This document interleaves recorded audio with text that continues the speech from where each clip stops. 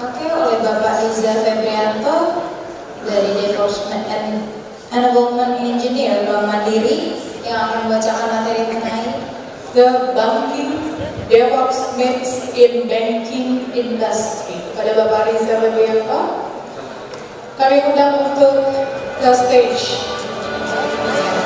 Round of applause untuk Bapak Riza Febrianto.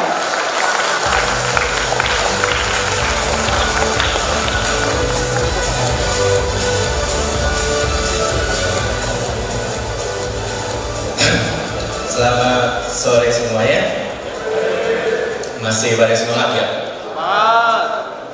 Saya tahu pasti udah mulai ngantuk banget. Jadi di sini saya ingin membawakan satu topik yang menurut saya ringan-ringan aja. Jadi kalau mau deep, ayo kita diskusi lebih lanjut. Tapi kali ini saya ingin membawakan topik yang cukup ringan, di mana saya ingin bercerita mengenai kegundahan saya, pengalaman saya selama bekerja di industri perbankan dan menerapkan DevOps di industri perbankan. Tapi kali ini saya ingin berbicara mengenai di banking, DevOps meet in banking industry.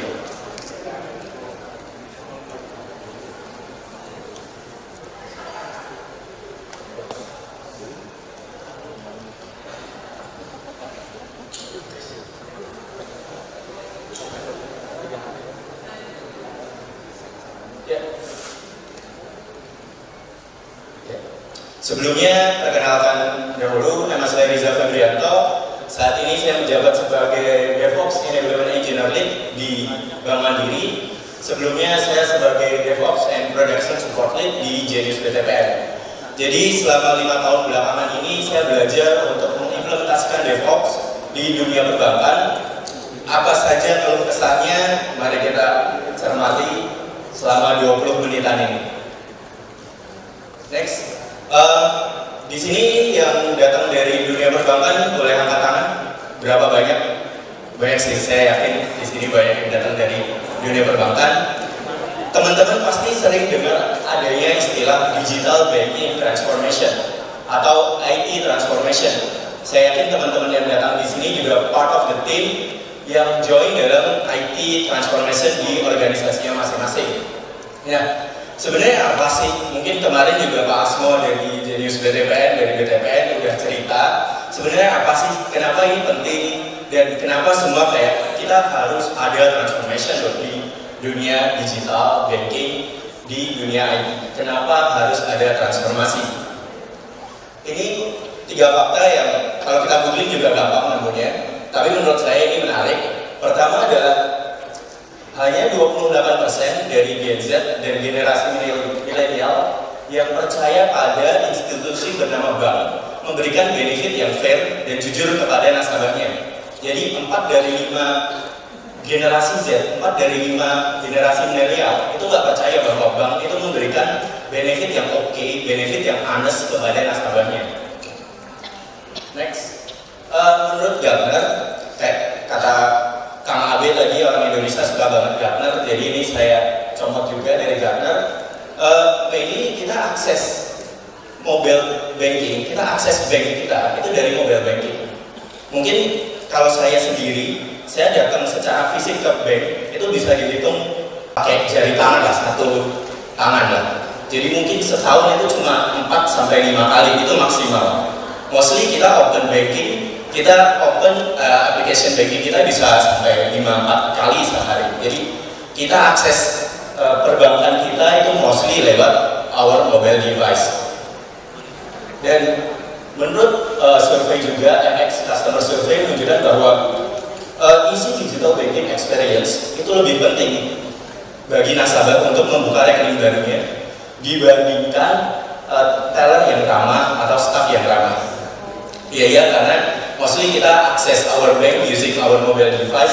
So dari data ini bisa dilihat bahwa easy banking experience is better.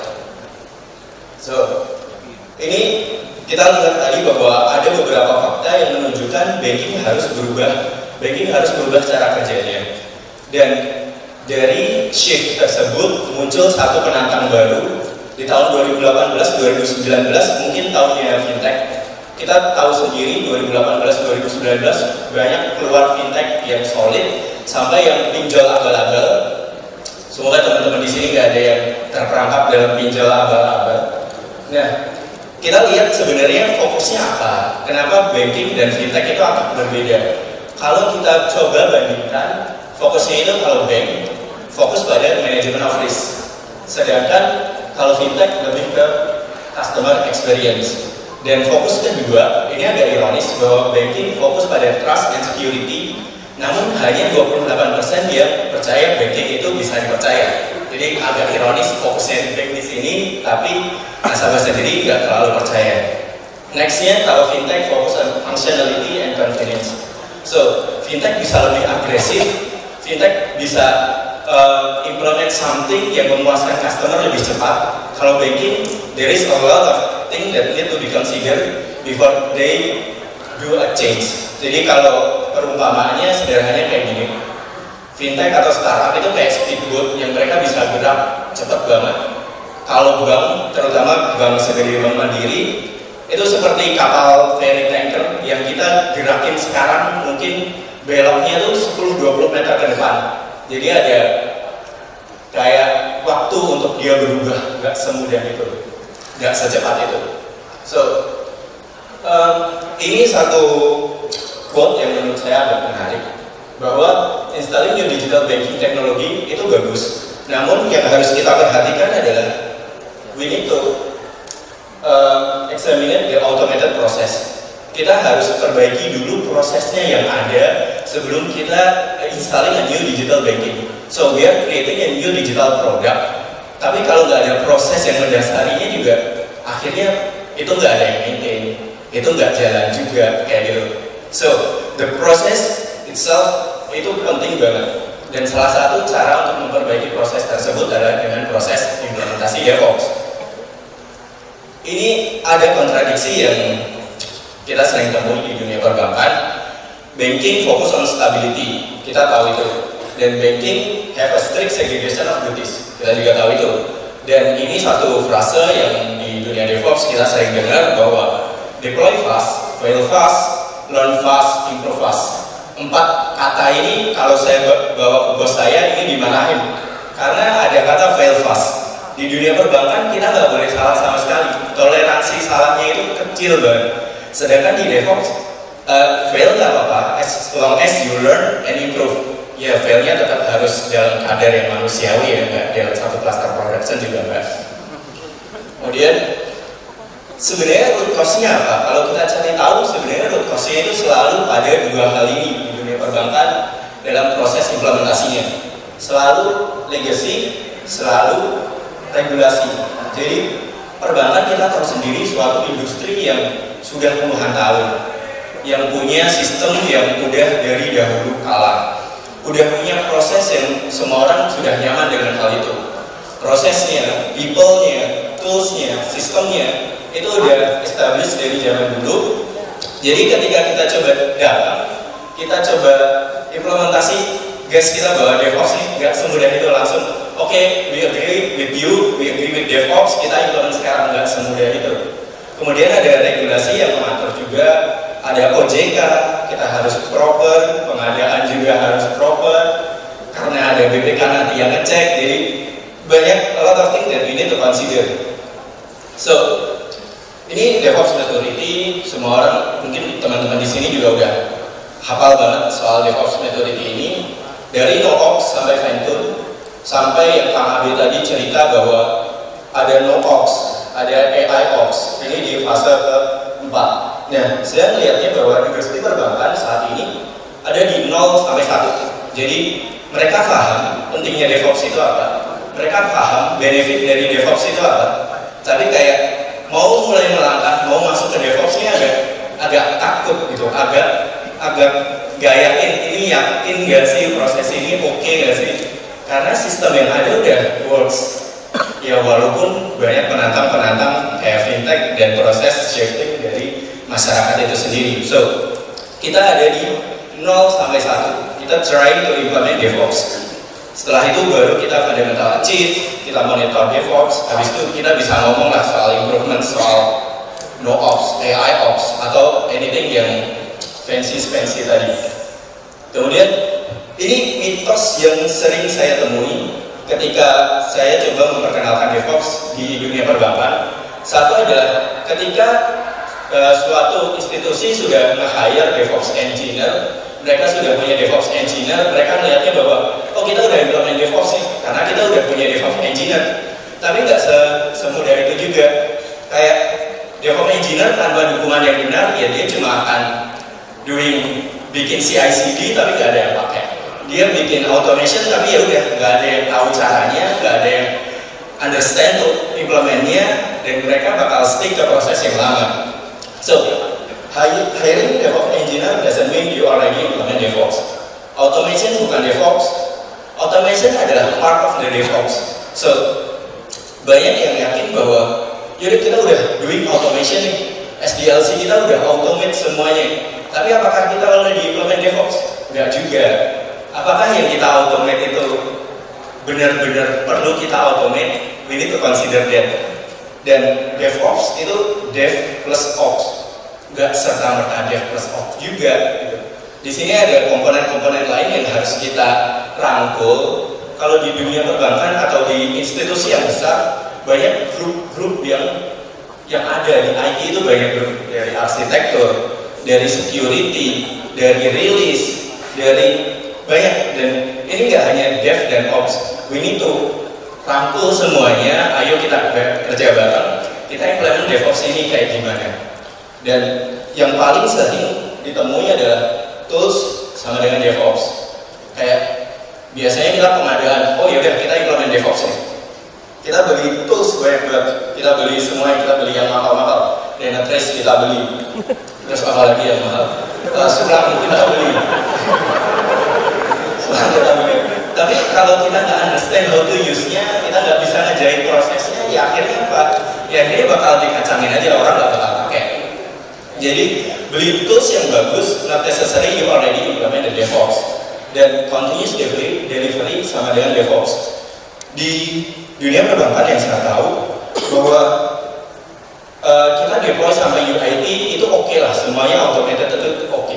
Tapi kalau production, kamu mau langsung deploy ke production, wah dihajar sama direksi sama DH kita, karena there is still need approval yang tanda tangan, oh ini tuh udah oke, kita harus meeting dulu, kita rapat dulu, impactnya apa ya, itu step itu tuh masih ada. Jadi continuous delivery sampai ke production itu sulit diterapkan dalam dunia perbankan. Tapi apakah kalau kita nggak automatic deploy ke production, kita nggak implement DevOps? Nggak juga, karena continuous delivery itu nggak sama dengan DevOps. DevOps nggak cuma tentang continuous delivery. So, kita udah bicara problem dari tadi, isunya apa, masalahnya apa. Jadi, apa yang harusnya kita lakukan kalau kita datang di dunia perbankan yang oke, kita implement DevOps ya, apa yang harus kita lakukan? At least 3 hal ini yang harus kita consider to implement DevOps in dunia perbankan. Satu, we need to platform consolidation. Jadi kita tahu bahwa di suatu institusi yang kompleks, yang besar, mereka punya tools sendiri-sendiri, mereka punya grup sendiri-sendiri, mereka punya aplikasi sendiri-sendiri.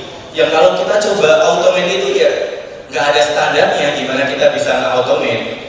Jadi we need to have a platform consolidation, we need to have standard about application about the platform itself first. After we have a standard, we can do lah automationnya, prosesnya kita bisa jahit pelan-pelan. Habis itu measure it value, semuanya harus bisa diukur. Di pengalaman di kantor saya sebelumnya, kita sudah masuk dalam proses semuanya bisa diukur. Satu feature itu memberikan profit berapa. Kalau itu down 1 menit, 2 menit, ruginya berapa. Nah, ini tuh di-share kepada developer. Jadi ketika developer itu create some function, mereka bakal consider bahwa oh, ini harus proper loh karena bisa memberikan kerugian segini. Dan mereka juga bakal semangat untuk nge-create functionnya karena tahu bahwa ini tuh bisa memberikan keuntungan segini. Jadi semuanya itu harus bisa diukur. We creating a CI/CD yang bagus banget, yang semuanya flawless, tapi kalau nggak bisa diukur, kita nggak bisa mempertanggungjawabkannya, kayak ini manfaatnya apa sih? Kamu bikin CI/CD sebagus ini, kamu bikin proses sebaik ini, itu harus bisa diukur. Kemudian we need to focus on the flow. So prosesnya harus kita tahu sendiri. Proses yang sudah ada selama ini kompleks sekali. Proses untuk deploy ke production itu panjang sekali di dunia perbankan. We need to understand the flow first. Setelah itu baru kita tahu kayak, oh ini tuh sebenarnya bisa dihilangin, ini tuh bisa digabung, atau ini tuh bisa diganti dengan SASTI dan DASTI. Penetration test bisa ditaruh di awal. Jadi kita harus understand flow-nya dulu kayak gimana, baru kita try to rearrange the flow to be able doing better DevOps. So goals-nya menurut saya pribadi bahwa goals dalam implement DevOps ini at least 3 ini. Kita rilis dengan damai, rilis dengan percaya diri, eksperimen without regret. Lagi yang poin ketiga ini kalau saya bawa ke bos saya juga dimarahin karena ya lu nggak boleh salah sih, lu eksperimen something ya you need to consider it first before doing experimenting. So rilis dengan damai, rilis dengan confident, semuanya udah kita tes, kita yakin ketika rilis ke production, mau di hari Jumat, mau di jam kerja pun, kita bisa tetap pede. Kita selama ini kan, kalau di dunia perbankan, kita deploy itu Jumat, biar Sabtu itu ketika ada isu, kita bisa kayak rame-rame nggak benerin. Tapi, ya, jadi flow ini gitu. Kalau di startup mungkin ada meme yang, if you deploy at Friday night, I will find you, I will kill you. Di perbankan malah yaudah Jumat aja karena Sabtu teller tutup, jadi kita bisa benerin rame-rame. Itu confident level yang kami coba perbaiki, jadi kita bisa rilis dengan damai, kita rilis dengan confident. Eksperimen kita trigger semoga. Kemudian, nah kita bicara tadi tentang platform standardization, creating a teams. So, tapi setelah kita implementasi, seringnya muncul isu ini nih. Sebelumnya ada Dev, sebelumnya ada Ops, kemudian muncul satu tim lagi DevOps yang memperpanjang birokrasi yang sebelumnya Dev ke Ops, sekarang harus Dev ke DevOps dulu, DevOps baru ke Ops. Jadi kayak proses ini sering saya temuin, sering hampir terjebak dalam hal kayak gini. Jadinya yang memperkompleks alur komunikasi, yang Dev harus konsolidasi sama DevOps, DevOps harus konsolidasi sama Ops, terus kalau nggak nyambung, bubar semuanya, berantakan semua. Jadi, once it becomes silo, communication fail and become ineffective. Dan makanya kita harus understand komponennya itu apa. Ini mungkin udah diulang-ulang selama 2 hari ini, kita understand about these 3 component, about culture, about people, about tools. Ini tools saya taruh di belakang, karena we need to understand the culture first. We need to know the people first before we implement the tools. Kayak gitu. So, dan automation pun saya yakin sebenarnya bahwa nggak semuanya itu harus di-automate. Automation itu bagus, tapi you need to understand about yang kamu automate itu apa. Dan yang di automate itu you need to be able to validate it first before you do the automation. Karena kalau kita nggak understand prosesnya, kita do the automation, akhirnya apa? Ya automationnya bagus, tapi orang juga nggak understand kenapa sih saya itu harus di-automate, gue deploy sendiri ke sandbox lebih cepat, kenapa gue harus pakai scaffold or anything yang itu fancy, tapi orang nggak understand benefitnya itu apa. Jadi you need to understand it first, benefitnya itu apa, itu oke nggak, maturity team kita itu understand atau enggak. Habis itu we can validate it first, baru kita do the automation, kita creating the CI/CD for them. So no need to rush lah, we need to follow the process first before the automation. So ini saya coba cerita sedikit soal roadmap-nya yang selama di Mandiri ini yang terjadi. Sebelum kita implementasi DevOps, flow-nya itu agak lama. Sebelum kita benar-benar touch ke tools, itu flow-nya agak lama. Pertama, kita ngumpulin tuh dari grup-grup semuanya, kita kumpulin. Terus flow-nya kayak gimana sih Mbak? Kita catetin satu-satu. Habis itu, ini bisa dibenerin nggak sih Mbak? Ini bisa digabung sama ini nggak sih Mbak? Jadi kita ngeyakinin per grupnya ke security, ini bisa ini loh, kita pakai SASTI itu, ini udah ke cover. kita kasih Dusty itu udah ke cover, jadi we need to kumpulin orangnya, talk to masing-masing group, we gather the information about the flow. Habis itu baru kita kayak ini tuh bisa digabung, ini tuh bisa dihilangin, ini tuh bisa diganti dengan flow CI/CD kita. So after proses ketiga kita baru megang ke toolsnya. After we understand the flow, kita tahu prosesnya mau kayak gimana, baru kita masuk ke toolsnya mau kayak gimana. Dan jangan lupa untuk yang proses selanjutnya adalah we revisit lagi proses yang sudah kita bangun tadi. Ini udah oke nggak sih? Kita balik lagi ke soal ke grup lain. Mbak ini udah oke nggak?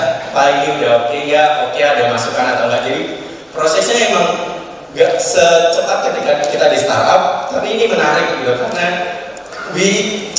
kita interaksi dengan banyak orang. Kita harus meyakinkan banyak orang bahwa DevOps itu bagus, DevOps itu memberikan benefit. Dan kalau mereka udah buy-in itu rasanya kayak puas banget. Next. Ini sebenarnya sederhana. Ini proses di nomor 4, di mana setelah flow-nya kita understand, we trying to create a simple CI/CD karena kita baru di proses 0 menuju 1. So we mapping in tools yang udah ada itu seperti apa sebenarnya.